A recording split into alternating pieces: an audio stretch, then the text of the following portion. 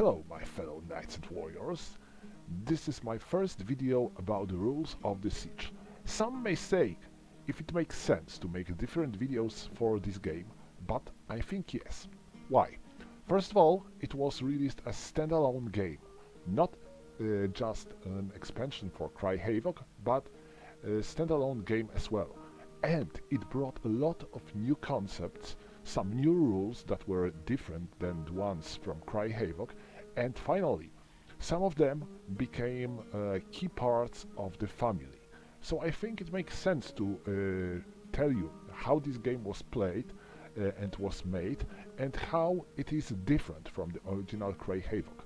Finally, some of you might actually have this game, but not a Cry Havoc. So let me show you how this game works, and we will start with missile combat, because this is something that is always done first during the gameplay, so it makes more sense to tell you how it works. We have two types of warriors who can perform a missile combat in this game. These are longbowmen and crossbowmen. There are no shortbowmen in this game. Yes, this might be interesting, because in the Cry Havoc we had shortbowmen and crossbowmen, but no longbowmen, while here situation goes differently. Although rules tells us about shortbowmen and about their abilities, there are no such counters in this game. Of course, nothing prevents you from taking your counters from Cry Havoc and using them in this game. These games are all fully modular and you can use them together. Next, there is something that I need to say now. In the Cry Havoc there was a very cool rule about ammo limit. I often use it in my plays, but in this game there is not such a rule, even as optional rule. Like before, nothing prevents you to use it, but I think it makes sense to not use ammo limit in this game. In the siege, you are usually defending the castle or camp. There is plenty of supplies around, and there should be no problems with your men to gain some additional bolts or arrows, so I think that was author's idea to not use ammo limit in this game. Next, there are three steps where your men can fire during the game. First of all, the first step of each phase, all your longbowmen and shortbowmen, I will call them archers, that would be easier, can fire at enemy warriors, and there are no limitations save to the normal missile combat limitations for these weapons. If you see the enemy, if there is line of sight, you can fire. Next, there is a crossbowman step. They can fire, but only those crossbowmen who weren't involved in combat in the previous turn. So, if your crossbowman was attacked, or he attacked in the hand-to-hand combat, he cannot fire in the next turn. It is a good idea to mark him with some additional marker, or a die or something, just to remember that he was engaged in combat and he cannot fire. And next we have a movement phase, and next we have second archer's fire step. And in this step they can fire again.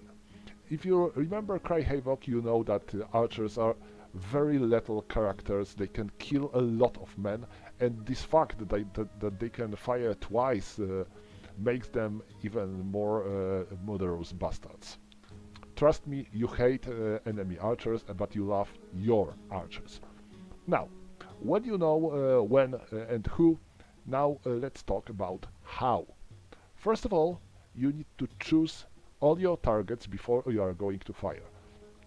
So, you are saying, this archer is going to fire at him, this archer is going to fire at him, and then you resolve your attacks. You cannot, for example, simply make your first attack and then declare that he is going to fire on him or on him. No. You have to declare your attacks first and then resolve them one after another. Of course, the order is the free. You can resolve all your attacks as you in the order that you find the most suitable, but remember to declare all your attacks first. And now you have to follow the procedure. First of all, you need to see if you have a line of sight to the enemy. If your line of sight is not blocked by the intervening terrain or characters, you can fire. When it comes to characters, crossbowmen cannot fire above any characters. They can only fire in the straight line against the characters they have first in their line of sight. And when it comes to the longbowmen, they can fire above up to 4 characters, but there are some very important limitations when it comes to the firing above intervening characters. First of all, you need to fire only on the medium or long range, so you cannot fire above the other characters in the short range, and your target cannot be in the light, in the medium or heavy cover. You can only fire above enemy characters or friendly characters if you are targeting someone who is in the light cover or in the no cover. So, long story short, in this game you will rarely have such an option. There are tons of obstacles in the siege, and getting a medium or long range for your weapons is really hard. So you will rather focus on firing the first character your archer can see.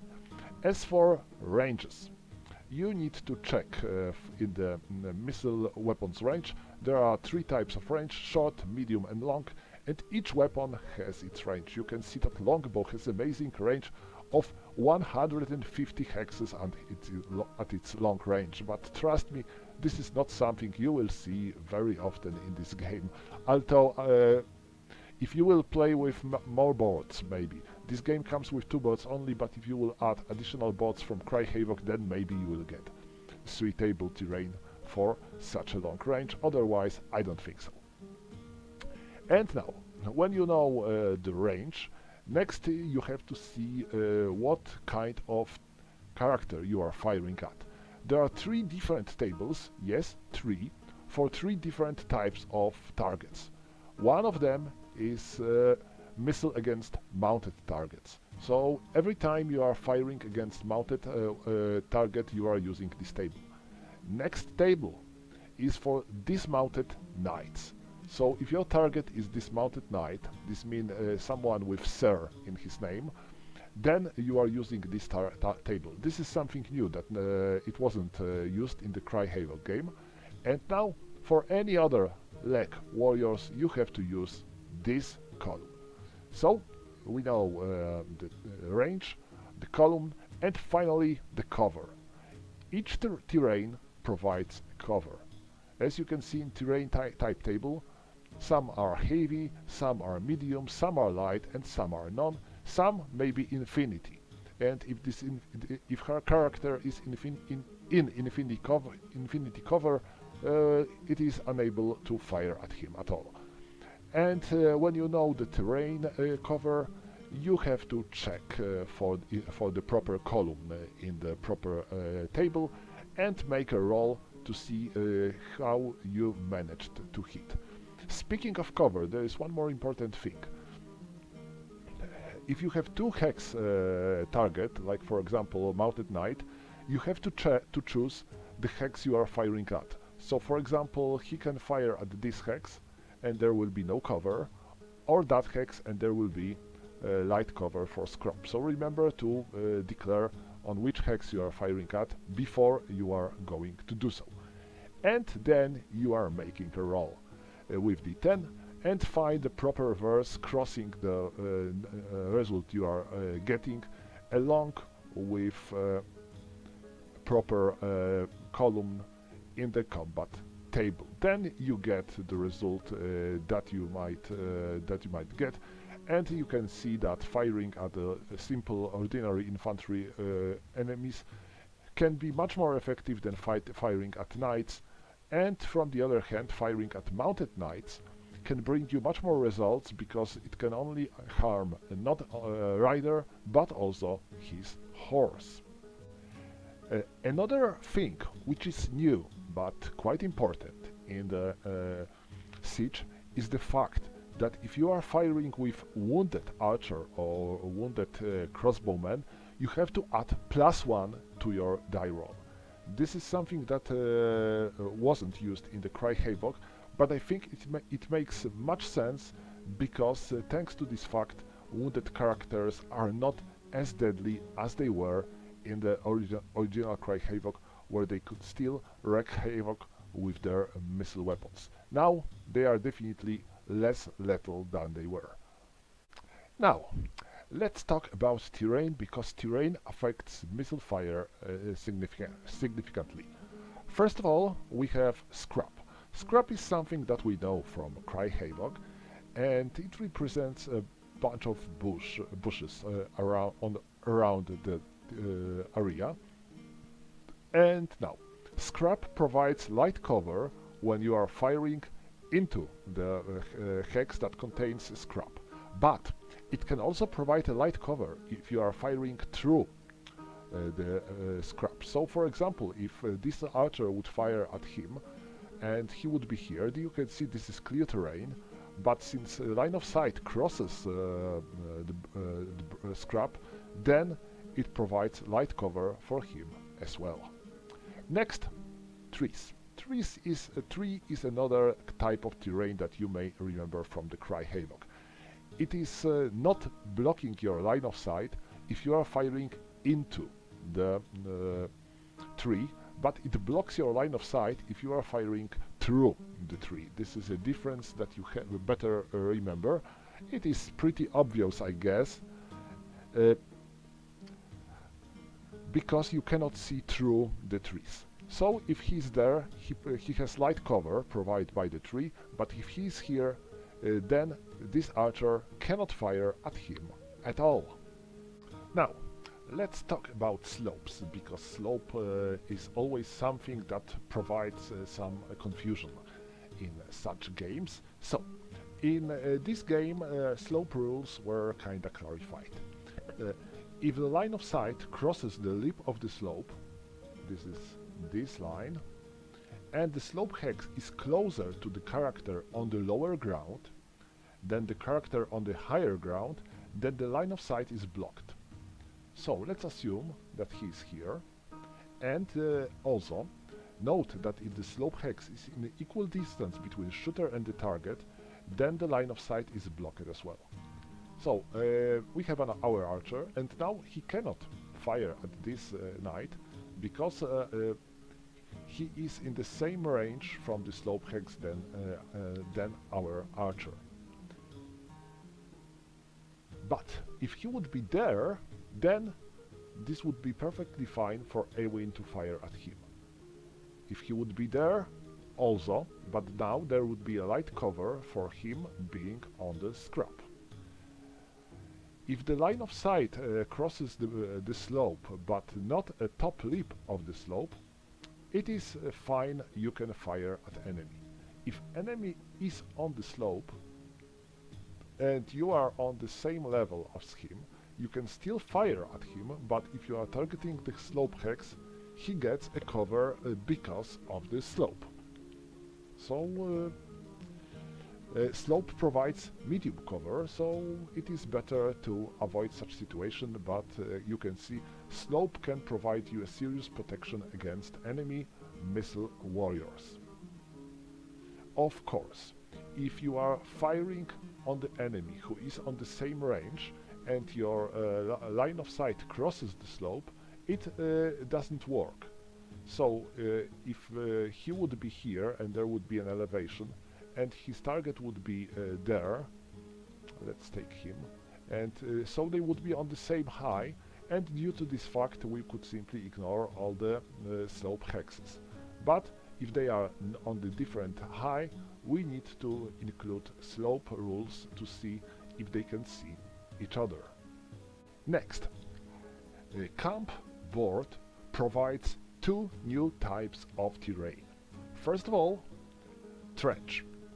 Trench can be fired through without any problems. If you are firing above the trench, through the trench, nothing happens.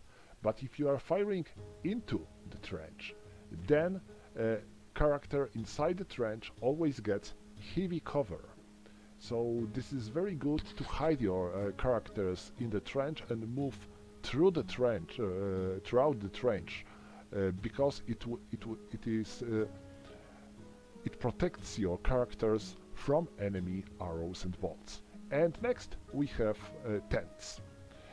Tents are providing light cover if you are in the trench, but not if you are being fired through the trench, because you can fire into, from, or through the trenches tents without problems.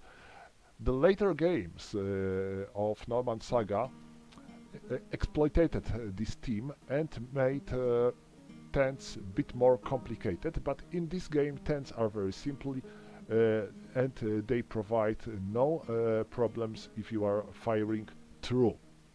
And there is no cover for that, but only if you are firing into the tent hex. Next, something which is completely new in the Siege is the castle. Castle brings a couple of new kinds of terrain, but now the two that we need to care about are battlements and arrow slits. Battlements allows you to place your archers on the wall and fire against approaching enemies, while arrow slits are small narrow windows in the walls that allows you to fire through them. And now, when your character is on the battlement, it can fire at any enemy below. It can fire above characters, and you don't worry about them. You can fire above enemy characters and onto another characters, and they cannot block your line of sight, even if it is short range. Same goes to arrow slits. If you are firing through, you can fire onto the enemy even if there are intervening characters below. Yes, below. Because if you are on the battlement and there is enemy on the battlement, you cannot fire at him if there is someone between you and him, because he would normally block line of sight because you would be on the same high. But if you are firing from battlements or from the tower on the character below, there is no problem with intervening characters. When it comes to terrain, this is an interesting case because if you are shooting from the castle, then you can ignore a cover that terrain can provide the enemy, and if you are firing at a character in scrap, for example, he gets no cover. But you have to remember that trees are still working, so you cannot fire through the tree even if you are on the inside the tower. And notice that arrow slits are very narrow, so when you are tracing a line of sight from your hex inside the castle, you have to make sure that your line of sight leaves the hex through the arrow slit only. And this is the only legal way to fire through the arrow slit. You cannot fire any way through this hex, but only through the line of sight that can be drawn from the arrow slit. Also, both arrow slits and battlements provide heavy cover if they are firing into. So, if enemy archers or crossbowmen are firing at your characters inside the castle that are on the battlements or inside the tower, they get really hard to hit them due to the heavy cover. And there is one more thing. If you are firing onto the enemy who is inside the tower, you have to draw your line of sight clearly through the arrow slit to hit him. If it is not possible, you cannot hit such character. And you cannot fire above the wall if you are on the one side of the wall. So, for example, if there would be, let's say, such a situation, you can only fire on this hex, but you cannot fire anywhere else. You can only target this first hex of the wall when you are down below. Of course, if he would be here, he would be completely free to fire anywhere else on these battlements, and if he would be fired now here, then there will be no cover for him from the battlement because he's not covered by the wall. But if he would be here, then firing at this hex would provide heavy cover.